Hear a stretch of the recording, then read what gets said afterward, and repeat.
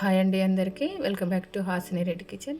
ఈరోజు మన కిచెన్లో మార్నింగ్ బ్రేక్ఫాస్ట్ కానీ ఈవినింగ్ స్నాక్స్కి కానీ ఎలాంటి ప్రిపరేషన్ లేనప్పుడు ఎలా ఒక కప్పు బియ్యంతో బ్రేక్ఫాస్ట్ కానీ ఈవినింగ్ స్నాక్స్ కానీ చేసేసుకోవచ్చు.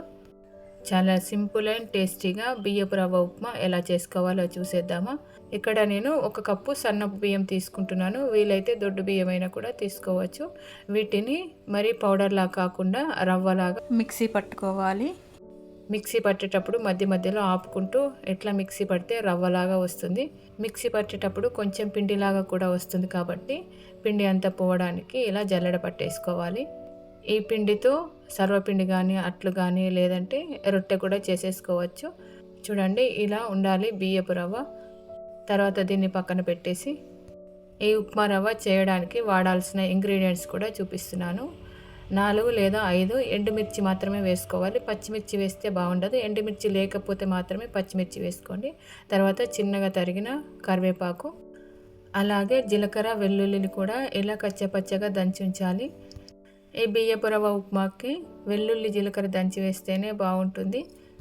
తర్వాత స్టవ్ పైన గిన్నె పెట్టేసి 30 to 40 ml వరకు ఆయిల్ వేసేసుకోవాలి. నూనె వేడైన తర్వాత 1/2 టీ స్పూన్ ఆవాలు, అలాగే 1/2 టీ స్పూన్ జీలకర్ర కూడా వేసేసుకోవాలి. ఇవి కొంచెం చిటపట అన్న తర్వాత ఎండుమిర్చి కూడా వేసేసుకోవాలి. ఎండుమిర్చి కూడా లైట్గా వేయించుకున్న తర్వాత ఒక గుప్పెడు వరకు పల్లీలు వేసుకోవాలి. పల్లీలు ఎక్కువ వేసుకుంటే కూడా చాలా బాగుంటుంది. ఇవి కూడా 30 to 40 గ్రామ్స్ వరకు ఉంటాయి పల్లీలు. పల్లీలు చిటపట అన్న తర్వాత కరివేపాకు కూడా వేసేసుకోవాలి. ఇలా కరివేపాకును కూడా మంచిగా వేయించుకున్న తర్వాత జీలకర్ర వెల్లుల్లి కూడా వేసేసుకోవాలి. ఈ బియ్యపు రవ్వ ఉప్మాకి ఎండుమిర్చి, అలాగే కరివేపాకు, అలాగే జీలకర్ర వెల్లుల్లి వేస్తేనే చాలా బాగుంటుంది. ఈ 3 మాత్రం స్కిప్ చేయకండి. అంటే వాటి ప్లేస్లో వేరే మాత్రం వేయకండి. ఇలా వేసుకుంటేనే బియ్యపు రవ్వ ఉప్మా చాలా బాగుంటుంది. ఏ కప్పుతో అయితే బియ్యం తీసుకున్నామో అదే కప్పుతో వాటర్ కూడా వేసేసుకోవాలి. 1 కప్పు బియ్యం తీసుకున్నాం కాబట్టి 1.5 మాత్రమే వాటర్ వేసుకోవాలి. ఎక్కువ వాటర్ వేసుకున్నా కూడా బియ్యపు రవ్వ ఉప్మా మెత్తగా అవుతుంది. తర్వాత రుచికి తగ్గట్టుగా ఉప్పు కూడా వేసేసుకొని ఒకసారి మంచిగా కలిపేసిన తర్వాత స్టవ్ని హై ఫ్లేమ్లో పెట్టేసి మూత పెట్టేసి మరిగించుకోవాలి. 2 నిమిషాల తర్వాత మూత తీసేసి వాటర్ ఇలా మరుగుతున్నప్పుడు ముందుగా ప్రిపేర్ చేసిన బియ్యపు రవ్వను వేసుకుంటూ కలుపుతూ ఉండాలి, లేదంటే ఉండలు కట్టేస్తుంది. ఇలా కలుపుకుంటూ ఉండాలి. ఇలా ఇదంతా కూడా ఎక్కడ ఉండలేకుండా కలిపేసిన తర్వాత స్టవ్ని సిమ్లో ఉంచేసి మూత పెట్టేసేయాలి.